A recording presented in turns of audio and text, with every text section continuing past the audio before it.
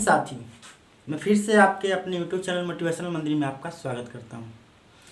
चलिए आज हम लोग स्टार्ट करते हैं मैथ की क्लास। ठीक है, ये ऑब्जेक्टिव्स क्वेश्चन चल रहे हैं जो 2024 में आने वाले हैं और मुझे उम्मीद है कि यहाँ से बहुत सारे इंपॉर्टेंट क्वेश्चन जो है आपके 2024 के एग्ज़ाम में जो है मिल सकते हैं। ठीक है, और फिजिक्स की भी क्लास, साइंस की भी क्लास चल रही है ऑलरेडी ऑब्जेक्टिव्स की, आप वहाँ भी जा करके उसको देख सकते हैं। ठीक है, और इससे पहले 16 क्वेश्चन हम लोग करवा चुके हैं। आज हम लोग 17 नंबर क्वेश्चन की तरफ चलते हैं। मैथ की क्लास, साइंस की क्लास जो चल रही है, ठीक है, ये मैथ साइंस की है, मैथ की चल रही है। ठीक है, पहला देखिए 17 नंबर क्वेश्चन कहता कि दर्पण सूत्र है, मतलब दर्पण सूत्र जो है इनमें से कौन सा। तो दोस्तों याद रखिएगा, क्वेश्चन में कंफ्यूजन होता है, एक लेंस सूत्र रहता है, एक दर्पण सूत्र होता है और दोनों सेम टू सेम होता है। ठीक है, तो दर्पण सूत्र में याद रखिएगा 1/v प्लस 1/u बराबर 1/f होता है। दोस्तों ये याद रखिएगा, ये दर्पण सूत्र है। ठीक है, 1/v प्लस 1/u बराबर 1/f, ये आपका दर्पण सूत्र हो गया। अब लेंस सूत्र में क्या होता है दोस्तों, 1/v माइनस 1/u बराबर 1/f। देखिए ये इतना का ही कन्फ्यूजन होता है ऐसे। तो ये है दर्पण सूत्र आपका, ठीक है ना, ये दर्पण सूत्र है और ये जो आपका है वो लेंस सूत्र है दोस्तों। ठीक है, ये क्या है, लेंस सूत्र है। ठीक है, तो याद रखिएगा दर्पण सूत्र, लेंस सूत्र, अंतर क्या है, सिर्फ यहाँ पे प्लस का और यहाँ पे माइनस का है। तो दोस्तों याद रखने का हम तरीका आपको बता दे रहे हैं। देखिए जैसे दर्पण में तो सीधा सीधी दर्पण लिखा गया है ना, लेंस में देखिए आधा न करके आता है लेंस, है ना, और इसी में माइनस है ना, बीच में देखिए यहाँ पे लेंस आ रहा है और माइनस आ रहा है, तो बीच में माइनस हो जाएगा, v माइनस यू का। अच्छा पहले u होगा, पहले v होगा, इसका भी देख लीजिए। पहले मुझे बताइए कि जब ABCD हम लोग पढ़ते हैं तो पहले v आता है, पहले u आता है। तो दोस्तों पहले u आता है, u के बाद v आता है। ठीक है, तो देखिए जब भी हम लोग घटाने की कोशिश करते हैं, किस में से घटता है, बड़ा में से छोटा, यानी v वाला में से क्या करेंगे, u वाला को माइनस कर देंगे। ऐसे करके फॉर्मूला आप याद रख सकते हैं, कन्फ्यूजन को दूर कर सकते हैं। तो बताइए 17 का आंसर कौन सा हो जाएगा दोस्तों, तो ढूंढिए 1/v प्लस 1/u बराबर 1/f कहाँ पे है। तो देखिए कौन सा ऑप्शन है, ऑप्शन नंबर डी देखिए, 1/u v प्लस 1/u बराबर 1/f, हमारा आंसर ऑप्शन नंबर डी हो जाएगा साथियों। ठीक है, चलिए अब क्वेश्चन नंबर 18 की तरफ हम लोग बढ़ते हैं। क्वेश्चन नंबर कहता है 18 कि समतल दर्पण में प्रतिबिंब की प्रकृति क्या होगी। वैसे दोस्तों ये हम ऑलरेडी पहले आप लोग को बता चुके हैं पहले। ठीक है, फिर भी चलिए देख लेते हैं। समतल दर्पण में प्रतिबिंब, समतल दर्पण में प्रतिबिंब की प्रकृति क्या होती है या क्या होगी। तो दोस्तों समतल दर्पण में प्रतिबिंब की प्रकृति जो होता है वो याद रखिएगा काल्पनिक होगा। ठीक है, काल्पनिक होती है। काल्पनिक के साथ दोस्तों याद रखना है सीधा होती है, और सीधा के साथ याद रखना है दोस्तों कि वस्तु के आकार के बराबर होती है। ठीक है, प्रतिबिंब बराबर बनेगी वस्तु के आकार के। याद रखना है आपको, समतल दर्पण जो ऐसा दर्पण है जिसमें सिर्फ काल्पनिक प्रतिबिंब हमेशा बनेगा, काल्पनिक हमेशा बनेगी सीधा और हमेशा बनेगा बराबर। मतलब दर्पण के सामने वस्तु को कहीं भी रखेंगे, प्रतिबिंब जो होगी हमेशा बराबर बनेगी। ठीक है, और अगर मान लीजिए उत्तल दर्पण की अगर हम बात करते हैं दोस्तों, तो उत्तल दर्पण में भी हमेशा काल्पनिक होगा, हमेशा सीधा होगा। उत्तल दर्पण में भी हमेशा काल्पनिक, हमेशा सीधा, लेकिन उसमें क्या होता है, हमेशा छोटा बनता है, वस्तु के आकार से छोटा हमेशा बनता है। और अवतल दर्पण एक ऐसा दर्पण है जहाँ पे वास्तविक प्रतिबिंब, काल्पनिक प्रतिबिंब, सीधा, उल्टा, बड़ा, छोटा, बराबर, सब, मतलब सभी टाइप का क्या होगा उसमें प्रतिबिंब की प्रकृति होगी, किसमें, अवतल दर्पण में। ठीक है, चलिए तो आपका तीनों दर्पण के बारे में हो गया। क्वेश्चन की तरफ बढ़ते हैं। क्वेश्चन कहता है कि समतल दर्पण में प्रतिबिंब की प्रकृति क्या होती है या क्या होगी। तो वास्तविक होगी, नहीं ये गलत है, वास्तविक के साथ सीधा तो बिल्कुल नहीं होगा। ठीक है, वास्तविक के साथ हमेशा उल्टा होता है, वो तो ऐसे ही खत्म हो गया। वास्तविक और उल्टा लिखा है तो होना नहीं है, तो क्या लिखेंगे दोस्तों यहाँ पे, आभासी प्रतिबिंब तथा वस्तु के आकार के बराबर, यानी 18 का ऑप्शन नंबर डी हो जाएगा साथियों। कॉपी कलम लेकर के बैठना है, नंबरिंग कर लेना है। ठीक है, उसके बाद अपने हिसाब से आंसर लगा करके फिर मेरे से देख लेना, फिर उसको गलत है या सही कर लेना। ठीक ना, तो यहाँ पे आभासी प्रतिबिंब तथा बराबर इसका आंसर हो जाएगा। चलिए क्वेश्चन नंबर 19 की तरफ हम बढ़ते हैं। गोलीय दर्पण की फोकस दूरी उसकी वक्रता त्रिज्या की क्या होती है दोस्तों। इसकी चर्चा हमने पिछली वीडियो में यानी पिछली वीडियो में किया गया था, इसके बारे में हमने की थी। और चलिए फिर से कर लेते हैं। देखिए गोलीय दर्पण की फोकस दूरी उसकी वक्रता त्रिज्या की क्या होती है। दोस्तों यहाँ पे किसका नाम पहले लिया है, फोकस का नाम लिया, बाद में वक्रता त्रिज्या। तो पहले फोकस दोस्तों अगर लिखेंगे तो एफ बराबर वक्रता त्रिज्या बाद में यानी r/2, याद रखना है एफ बराबर r/2। अब बताइए कि फोकस दूरी जो है वो वक्रता त्रिज्या की क्या है। ऑप्शन है आधी है, ऑप्शन है दुगनी है, ऑप्शन है तिनगुनी है, ऑप्शन है चौथाई है। चलिए तो अगर देख सकते हैं कि अगर किसी को अगर 2 से हम भागा दे देते हैं तो वो आधा हो जाता है, यानी फोकस दूरी जो है वो वक्रता त्रिज्या की क्या है, आधी है। यानी ऑप्शन नंबर ए हमारा यहाँ पे बिल्कुल सही हो जाएगा दोस्तों, ठीक है। अगर दुगनी बोलता तो 2r होना चाहिए था, तिगुनी बोलता तो 3r होना चाहिए था, चौथाई बोलता तो 1/4 होना चाहिए था, लेकिन ऐसा कुछ है नहीं, है ना। यहाँ पे क्या है, आधी बोल रहा, ऑप्शन नंबर ए सही है। अगर मान लीजिए क्वेश्चन दोस्तों ये बोल देता, पहले वक्रता त्रिज्या की बात कर लेते, बाद में हम लोग का बात करता फोकस की, तब क्या करते हैं। जैसे क्वेश्चन ये रहता कि गोलीय दर्पण की वक्रता त्रिज्या और उसके फोकस के बीच में क्या संबंध है, तो वक्रता त्रिज्या अगर पहले बोलता दोस्तों तो एफ r बराबर 2f हो जाता, और तब आंसर हमारा क्या बन जाता, दुगनी बन जाता कि वक्रता त्रिज्या जो है वो फोकस दूरी की क्या है, आधी है। तो दोनों क्वेश्चन को आप ध्यान से रखना है, दोनों क्वेश्चन को ध्यान में रखना है, देखना है, ठीक है ना। और क्वेश्चन को पढ़ करके तब जब बढ़िया से अच्छे से जवाब देना है।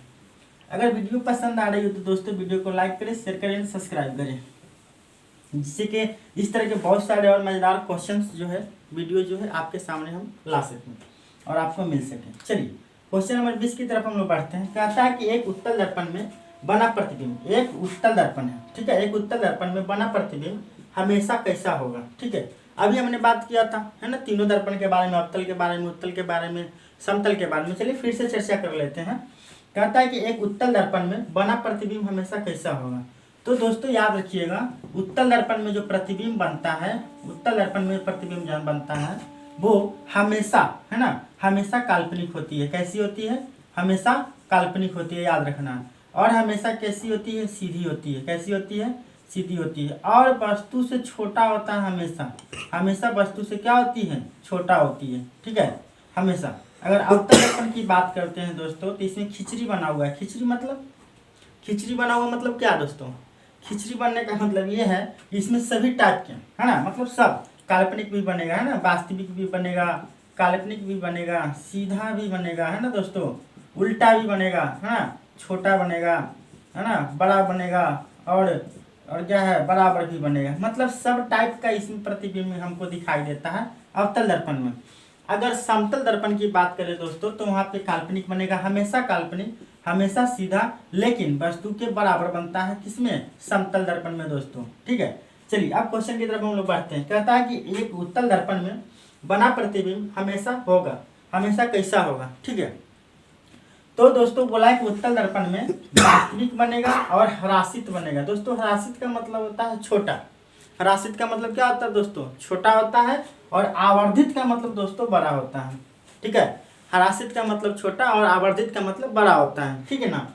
चलिए तो बोलता है कि उत्तल दर्पण में बना प्रतिबिंब हमेशा कैसा होगा। तो दोस्तों देखिए बताइए, उत्तल दर्पण में जो प्रतिबिंब बनता है वो हमेशा काल्पनिक बनेगी। कैसी बनेगी, काल्पनिक, और काल्पनिक के साथ हमेशा छोटा बनेगा। देखिए कोई ऐसा ऑप्शन ढूंढिए, हम लोग को ढूंढते हैं। वास्तविक और ह्रासित बोला है, वास्तविक के साथ छोटा बनेगा, गलत जवाब है। काल्पनिक के साथ ह्रासित होगा, यही हमारा सही जवाब है दोस्तों, ठीक है। काल्पनिक के साथ ह्रासित मतलब काल्पनिक प्रतिबिंब, और वस्तु से छोटा मतलब ऑप्शन नंबर बी है, क्वेश्चन का बी, क्वेश्चन 20 नंबर का ऑप्शन नंबर बी बिल्कुल सही है, ठीक है साथियों। चलिए अब आते हैं हम लोग क्वेश्चन नंबर 21 की तरफ। क्वेश्चन नंबर 21 कहता है कि एक उत्तल दर्पण की फोकस दूरी 20 सेंटीमीटर है। दोस्तों ये क्वेश्चन जो 21 नंबर क्वेश्चन है वो भी बहुत एग्जामिनर को पसंद है, एग्जाम में बहुत बार पूछा गया है, ठीक है। और जितने सारे क्वेश्चन यहाँ करवाए जा रहे हैं, लगभग मानिए कि ये सारे क्वेश्चन जो प्रीवियस ईयर में करवाए हुए हैं। एक उत्तल दर्पण की फोकस दूरी 20 सेंटीमीटर है, ठीक है दोस्तों। क्या दिया है, फोकस दूरी हमारे पास कितना है, 20 सेंटीमीटर है। बोला इसकी वक्रता त्रिज्या क्या होगी। दोस्तों आर पूछा है, हमारे हमसे आर पूछा है, बताइए। तो आर बराबर फॉर्मूला क्या होता है, 2 × f होता है साथियों, यानी 2 × 20 कर दीजिए तो यानी 40 सेंटीमीटर जो है यहाँ पे। देख लीजिए यहाँ प्लस माइनस का कोई झंझट ही नहीं है, है ना, क्योंकि यहाँ पे 10 सेंटीमीटर है नहीं, 15 है नहीं, 20 है नहीं, ऑप्शन नंबर डी जो है बिल्कुल सही जवाब है दोस्तों। ठीक है, देख लीजिए। अब आगे बढ़ते हैं हम लोग क्वेश्चन नंबर 22 की तरफ। क्वेश्चन नंबर 22 कहता है दोस्तों कि ईंट क्या है, मतलब ईंट कैसा पदार्थ है। ऑप्शन हमारे पास है पारदर्शी पदार्थ, अपारदर्शी पदार्थ, पारभासी पदार्थ। ठीक है, उससे पहले हम लोग समझ लेते हैं कि पारदर्शी पदार्थ दोस्तों होता क्या है। तो पारदर्शी का मतलब होता है कि वैसी पदार्थ जिनसे प्रकाश आसानी से आर पार कर जाए, पारदर्शी पदार्थ कहलाती है। अपारदर्शी का मतलब होता है वैसे पदार्थ जिनसे प्रकाश आसानी से आर पार ना हो। और पारभासी का मतलब होता है प्रकाश की कुछ मात्रा जो है आर पार हो लेकिन कुछ ना हो। यानी ये कह सकते हैं कि पारदर्शी का मतलब जब प्रकाश आर पार हो जाएगी ना, तो वो उस तरफ की वस्तु हमें वो क्लियर दिखाई देने लगेगी। और अपारदर्शी का मतलब है दोस्तों कि वस्तु हमें इस तरफ से उस तरफ की वस्तु हमें दिखाई नहीं देगी। और पारभासी का मतलब होता है दोस्तों कि धुंधला धुंधला उस तरफ से इस तरफ दिखाई देगी। ठीक है, तो बताइए ईंट जो है, अगर मान लीजिए ईंट अगर आपके सामने रख दिया जाए आपकी आंखों के सामने, तो मुझे ये बताइए कि क्या इस तरफ की वस्तु उस तरफ की वस्तु जो इस तरफ से दिखाई देगी? नहीं। तो ईंट जो है ना वो दोस्तों अपारदर्शी पदार्थ है, याद रखना है। ठीक है, ईंट क्या है? अपारदर्शी पदार्थ है। क्वेश्चन नंबर 23 की तरफ चलते हैं। संयुग्मी फोकस संभव है केवल, दोस्तों संयुग्मी फोकस जो है संभव है केवल अवतल दर्पण में, याद रखना है आपको। ठीक है, केवल अवतल दर्पण में याद रखना है। अगर वीडियो पसंद आ रही होगी दोस्तों तो वीडियो को लाइक करें, शेयर करें एंड सब्सक्राइब करें। ठीक है, जिससे कि आपके पास ऐसे ही मजेदार क्वेश्चन आपको मिलते रहेंगे। यदि किसी वस्तु को एक दर्पण के सामने निकट रखने पर, मतलब कोई एक वस्तु है जिसको अवतल दर्पण, मतलब कोई भी दर्पण है, कोई भी दर्पण के सामने जब निकट रखते हैं तो प्रतिबिंब जो होता है वो सीधा बनता है, लेकिन दूर रखने पर प्रतिबिंब जो होता है उल्टा बने, तो वो दर्पण कौन सा होगा? देखिए दोस्तों, यहाँ पे याद रखिए, हमने हमेशा आपको बताया है कि समतल दर्पण अगर आप चाहते हैं कि आंसर होना चाहिए तो इसमें ना वस्तु को कहीं भी रख दीजिए, है ना, वस्तु को आप कहीं भी रख दीजिए, हमेशा सीधा प्रतिबिंब बनेगा, हमेशा। ठीक है, कहीं भी नजदीक रखिए या दूर रखिए, या बीच में कहीं भी रखिए, हमेशा। अगर आप उत्तल दर्पण की बात करते हैं दोस्तों, तो इसमें भी वस्तु को आप कहीं भी रख दीजिए, हमेशा सीधा बनेगा। ठीक है, हमेशा सीधा बनेगी।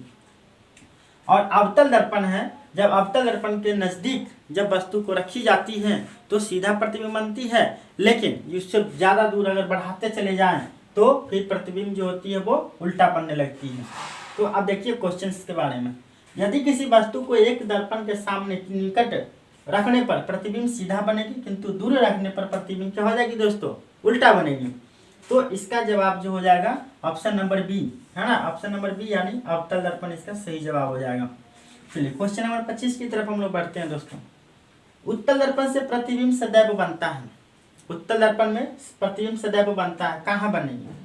ऑप्शन है वक्ता केंद्र तथा फोकस के बीच बनेगी, वक्ता केंद्र तथा अनंत के बीच बनेगी, ध्रुव तथा फोकस के बीच बनेगी। दोस्तों मान लीजिए अगर एक उत्तल दर्पण हम लोग यहाँ पे लेते हैं, मान लीजिए ऐसे उत्तल दर्पण कोई भी लिया हमने, ठीक है, यहाँ पे वक्ता केंद्र, यहाँ पे फोकस है और एक वस्तु यहाँ पे ऐसे हमने लिया। तो एक वस्तु को जैसे हम यहाँ पे ऐसे लेंगे दोस्तों, तो ये क्या होगा? ये ऐसे होगा, है ना, समानांतर आती तो फोकस से होकर के गुजरने की कोशिश करेगी ऐसे। ठीक है, और एक क्या करना है, एक सेंटर से ऐसे पास करवा देना है। ठीक है, देखिए यहाँ पे कट हो रहा है, तो यहाँ पे जहाँ पे ये दोनों किरण कट करेगी दोस्तों यही प्रतिबिंब बनेगी। अच्छा आप बताइए, अब देख करके यहाँ पे पी है, तो अब बताइए जो प्रतिबिंब बनी है वो कहाँ बनी है? वक्ता केंद्र और फोकस के बीच में। दोस्तों फोकस यहाँ पे और वक्ता केंद्र यहाँ पे, बताइए इसके बीच में प्रतिबिंब बनी है क्या? नहीं, ऑप्शन नंबर 1 गलत है। और ऑप्शन बी की बात करते हैं वक्ता केंद्र तथा अनंत के बीच। दोस्तों वक्ता केंद्र यहाँ पे है और अनंत इसके बाद है, मतलब यहाँ पे प्रतिबिंब बनी है, नहीं, तो ऑप्शन नंबर बी भी गलत है। ध्रुव तथा फोकस के बीच में, दोस्तों देख लीजिए यहाँ पे ध्रुव यहाँ पे, फोकस यहाँ पे, इसी के बीच में प्रतिबिंब देखिए यहाँ पे बनी हुई है। इसका मतलब ऑप्शन नंबर सी हमारा बिल्कुल सही जवाब है। ठीक है, कहाँ बनेगी? मतलब उत्तल दर्पण के सामने, यानी उत्तल दर्पण से जो प्रतिबिंब बनती है वो सदैव कहाँ बनेगी? ध्रुव तथा फोकस के बीच बनेगी दोस्तों। ठीक है, ये 25 तक हो गया। फिर हम लोग आगे बढ़ेंगे। चलिए 26। ठीक है, कहता है कि यदि किसी वस्तु को एक दर्पण के सम्मुख किसी भी दूरी पर रखने से उस वस्तु की प्रतिबिंब सदैव सीधा और छोटा बनता है। ठीक है, मतलब किसी भी दूरी पर रखेंगे दोस्तों तो वो हमेशा सीधा और छोटा बनेगी। वह दर्पण कौन सा होगा? तो ऑप्शन दिया है समतल दर्पण, उत्तल दर्पण और अवतल दर्पण। दोस्तों हमें बताते आए हैं अभी तक कि समतल दर्पण में क्या होता है, हमेशा छोटा बनेगा और साथ में क्या होगा, बराबर, मतलब वस्तु के आकार के बराबर। अगर उत्तल दर्पण की बात करेंगे दोस्तों तो हमेशा छोटा होगी, ठीक है, लेकिन वस्तु के आकार से हमेशा छोटा होगी। और अवतल दर्पण की बात ही नहीं कहना, क्यों, क्योंकि इसमें सभी टाइप का जो है प्रतिबिंब बनेगा, बड़ा छोटा सब बराबर, ठीक है। तो हमसे जो पूछा गया है वो हम लोग बात करते हैं, ठीक है।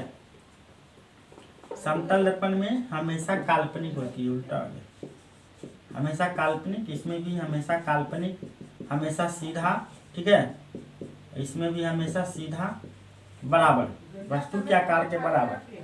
चलिए हमसे क्या पूछा, सदैव सीधा बनेगा और छोटा बनेगा, है ना, सदैव सीधा और छोटा। तो समतल दर्पण में सदैव सीधा और कैसा बनेगा, बराबर बनेगा, लेकिन उत्तल दर्पण में सदैव सीधा और छोटा बनेगा। तो इसका आंसर क्या हो जाएगा दोस्तों, ऑप्शन नंबर बी, है ना, उत्तल दर्पण इसका आंसर हो जाएगी। चलिए 27 नंबर क्वेश्चन की तरफ बढ़ते हैं। किसी वस्तु को हम तभी देख पाते हैं जब वह वस्तु प्रकाश को क्या करे। मान लीजिए दोस्तों कोई भी वस्तु अगर हमें दिख रही है, जैसे मान लीजिए कि हम आपको दिख रहे हैं, इसका मतलब क्या है कि प्रकाश हमारे ऊपर आई होगी, हमसे टकरा करके, और प्रकाश फिर चारों तरफ फैल गई होगी, और फैलने के बाद जिन जिन की आंखों में गया होगा उनको हम दिखाई दे रहे हैं, ठीक है। तो प्रकाश किसी वस्तु को हम तभी देख पाते हैं जब वस्तु प्रकाश को क्या करे, परावर्तित करे दोस्तों। तो याद रखना कि ऑप्शन नंबर बी इसका सही हो जाएगा, ठीक है। क्वेश्चन है कि प्रकाश एक प्रकार का क्या है। दोस्तों ये भी फेमस क्वेश्चन है, याद रखिए, प्रकाश एक प्रकार की ऊर्जा है, प्रकाश एक ऊर्जा है, याद रखना, ठीक है। चलिए फिर आगे हम लोग बढ़ेंगे। क्वेश्चन नंबर 29 कहता है कि अवतल दर्पण के फोकस से चलती किरणें परावर्तन के बाद क्या होगी, ठीक है। मान लीजिए अवतल दर्पण हम यहाँ पे बना लेते हैं इस टाइप से, ठीक है। क्या करा, अवतल दर्पण FC बना लिया हमने, P का मतलब ध्रुव, F का मतलब फोकस, C का मतलब वक्रता केंद्र। अवतल दर्पण के फोकस से चलाना है, ठीक है, अवतल दर्पण के फोकस, ये फोकस से इसको क्या करना है, ऐसे किरण को देना है फोकस पे। फोकस पे जब जाता है तो ये ऐसे निकलती है। इसका मतलब क्या हुआ दोस्तों बताइए, अवतल दर्पण के फोकस से जब चलती है किरणें परावर्तन के बाद प्रधान अक्ष के समानांतर हो जाएगी, प्रधान अक्ष के लंबवत हो जाएगी, ध्रुव से होकर गुजरेगी, वक्रता केंद्र से गुजरेगी। दोस्तों क्या लग रहा है यहाँ पे देख लीजिए, जैसे फोकस इसको हम गुजारेंगे तो यहाँ पे क्या हो जाएगा, ये नीचे प्रधान अक्ष है और ये तो प्रधान अक्ष के समानांतर आ जाएगी, ठीक है। यानी ऑप्शन नंबर 29 का ए सही हो जाएगा, प्रधान अक्ष के समानांतर इसका आंसर हो जाएगा। क्वेश्चन नंबर 30 कहता है दोस्तों कि गोलीय दर्पण के परावर्तक पृष्ठ की वृत्ताकार सीमा रेखा का व्यास क्या कहलाता है। तो दोस्तों याद रखिएगा इसका डायरेक्ट आंसर कि गोलीय दर्पण के परावर्तक पृष्ठ की वृत्ताकार सीमा रेखा का व्यास जो है वो गोलीय दर्पण का द्वारक कहलाता है। यानी ऑप्शन नंबर सी इसका बिल्कुल सही जवाब है। क्वेश्चन नंबर 30 का सी हो जाएगी, गोलीय दर्पण का द्वारक कहलाता है, ठीक है। चलिए क्वेश्चन नंबर 31 की तरफ बढ़ते हैं। प्रकाश की किरण किसी समतल दर्पण पर 60 डिग्री का कोण बनाते हुए टकराती है तो इसका परावर्तन कोण कितना होगा। क्या बोला है कि मान लीजिए कोई एक समतल दर्पण है ऐसे, यहाँ पे क्या है ना कि 60 डिग्री का कोण बनाते हुए प्रकाश की किरण किसी समतल दर्पण पर 60 डिग्री का कोण बनाते हुए टकराती है। दोस्तों ये समतल दर्पण से क्या कर रही है, यहाँ पे 60 डिग्री का कोण बनाते हुए ऐसे निकल रही है। तो पूछा गया है कि ये बताइए कि परावर्तन का कोण कितना होगा, ठीक है। तो ये 60, ये भी 60 हो जाएगा, टोटल 90 होता है तो ये 30, तो ये 30 हो जाएगा। यानी इसका आंसर दोस्तों क्या हो जाएगा, ऑप्शन नंबर बी। कुछ लोग इसका ऑप्शन सी मार देंगे जो कि गलत हो जाएगा। यहाँ पे ये नहीं बोला है कि अभिलंब के साथ बना के चाहे आपतित किरण 60 डिग्री 30 डिग्री 60 डिग्री बना करके, बोला समतल दर्पण के प्रकाश की किरण किसी समतल दर्पण पर 60 डिग्री का कोण बनाते हैं, समतल दर्पण पे बनाते हैं इधर, ठीक है। चलिए क्वेश्चन नंबर 32 की तरफ बढ़ते हैं दोस्तों। समतल दर्पण से किसी वस्तु का प्रतिबिंब वास्तविक बनता है, आभासी बनता है, बड़ा बनता है, छोटा बनता है। इसकी चर्चा दोस्तों हम लोग शुरू से करते आए हैं, ठीक है।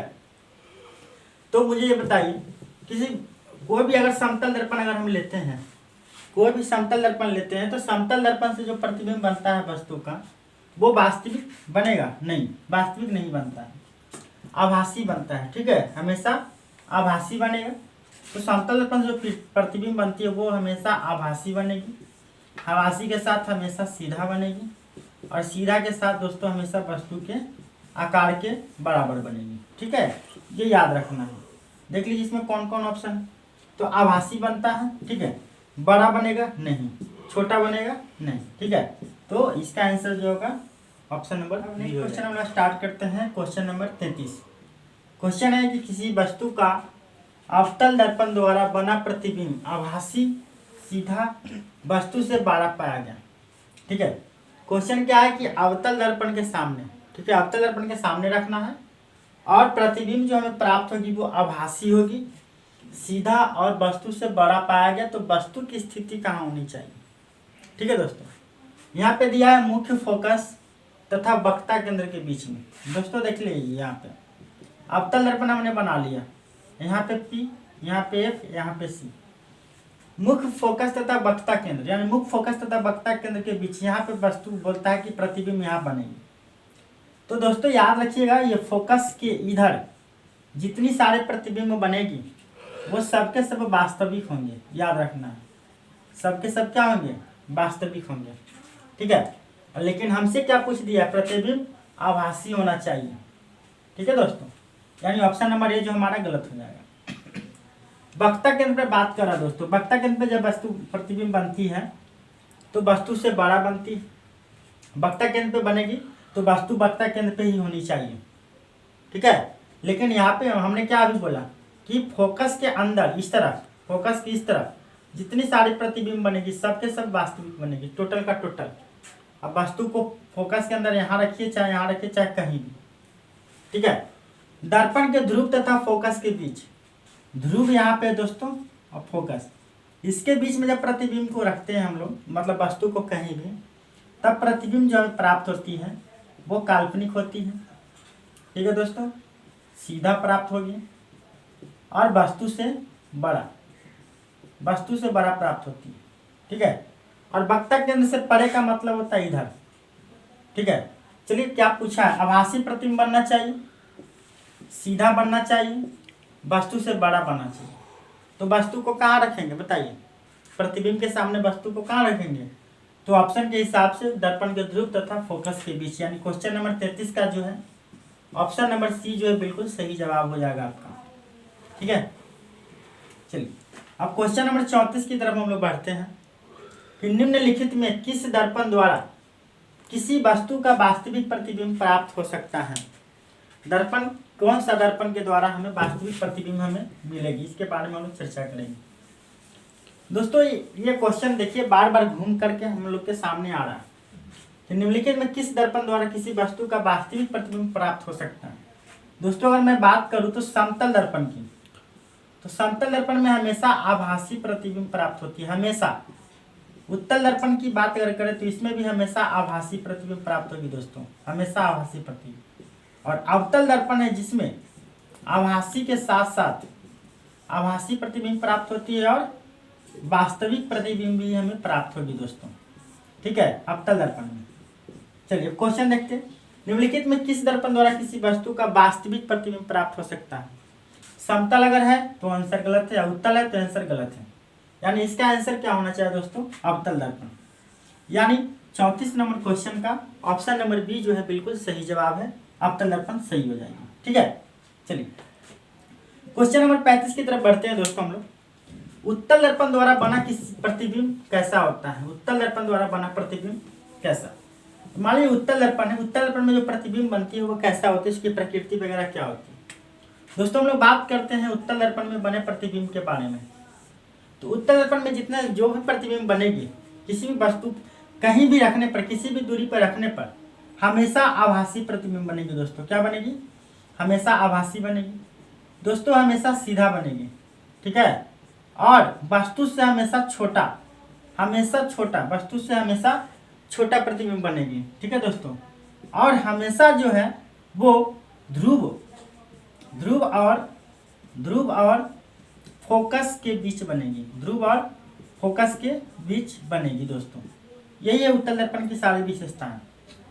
क्या उस विशेषता है कि उत्तल दर्पण में जो प्रतिबिंब बनेगी वो प्रतिबिंब कैसी होगी? आभासी। कैसी बनेगी? सीधा। कैसा होगा? वस्तु से छोटा। कहाँ? ध्रुव और फोकस के बीच, याद रखना है, ठीक है। अब देखते हैं क्वेश्चन नंबर 35 कहता क्या है। उत्तल दर्पण द्वारा बना प्रतिबिंब होता है, क्वेश्चन है, ऑप्शन है हमेशा सीधा, हमेशा उल्टा, सीधा और उल्टा दोनों, और नॉट नॉन ऑफ दीज। तो बताइए क्या होना चाहिए? तो हमेशा सीधा, यानी ऑप्शन नंबर ए जो है बिल्कुल सही जवाब है। यानी क्वेश्चन नंबर 35 का ऑप्शन नंबर ए बिल्कुल सही जवाब है, हमेशा सीधा, ठीक है। चलिए क्वेश्चन नंबर 36 की तरफ हम लोग बढ़ते हैं। क्वेश्चन नंबर 36 कहता है दोस्तों कि जिन पदार्थों से होकर प्रकाश पूर्ण रूप में निकल जाता है, वैसी पदार्थ जिनसे प्रकाश आसानी से आर पार कर जाए, उन्हें क्या कहते हैं? तो दोस्तों याद रखना है, इसकी चर्चा भी हमने किया है पिछले क्वेश्चन में, कि अगर मान लीजिए कि ऐसी पदार्थ कोई है जिनसे प्रकाश जो आसानी से बिना रुकावट बिना बाधा के पूरी की पूरी पार कर जाए, ठीक है, पूरी की पूरी पार कर जाती है दोस्तों, तो वैसे पदार्थ को हम लोग क्या कहते हैं? पारदर्शी पदार्थ कहते हैं दोस्तों। यानी क्वेश्चन नंबर 36 का जो है ऑप्शन नंबर सी जो है हमारा बिल्कुल सही है, ठीक है। चलिए पारभासी की बात कर ले तो इससे क्या होता है कि कुछ पदार्थ कुछ प्रकाश की मात्रा पार होती है, कुछ नहीं होती है। और अपारदर्शी की बात करें दोस्तों तो इसमें भी क्या होता है? पूरा का पूरा पार नहीं होता है, ठीक है। चलिए आगे बढ़ते हैं।